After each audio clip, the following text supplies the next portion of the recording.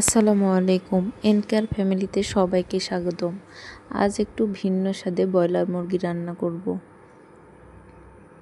চলুন প্রসেসটা দেখে নিই।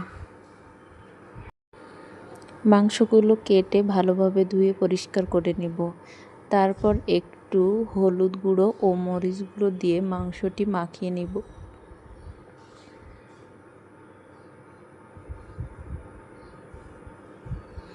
দশ মিনিট রেস্টে রেখে দেব। এখানে লবণ ইউজ করা যাবে না, তাহলে মাংস থেকে পানি বের হবে।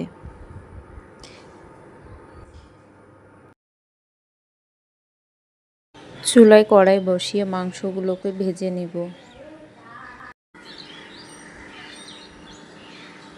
ভাজা হয়ে গেলে এটি উঠিয়ে অন্য কড়াইয়ে রেখে দেব।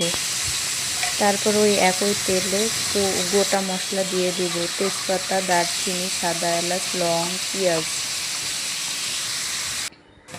মশলাগুলো ভাজা ভাজা হয়ে আসলে দিয়ে দিব লবণ, আদা বাটা, রসুন বাটা।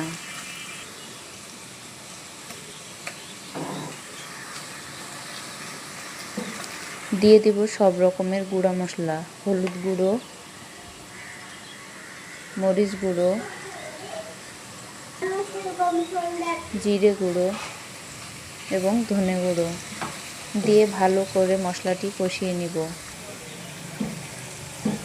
মশলা কষে যখন তেল উপরে উঠে আসবে সেই পর্যায়ে দিয়ে দিব ভেজে রাখা মাংসগুলো।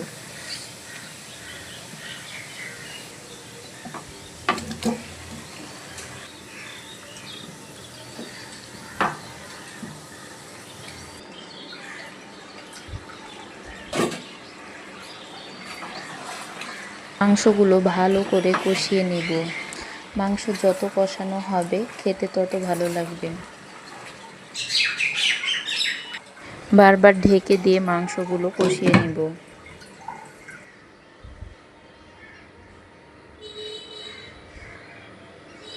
মাংসগুলো কষাতে কষাতে একটি মাংস আমার উপরে রাগ করে কড়াই থেকে লাফ দিয়েছে।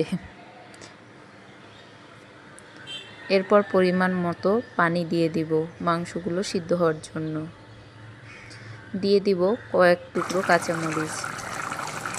আমার রান্না, আমার ভিডিও যদি ভালো লাগে অবশ্যই লাইক, শেয়ার ও সাবস্ক্রাইব করে পাশে থাকবেন এবং এনকেয়ার ফ্যামিলিকে সব সময় সাপোর্ট করে যাবেন। শেষে গরম মশলার গুঁড়ো মিশালেই তৈরি।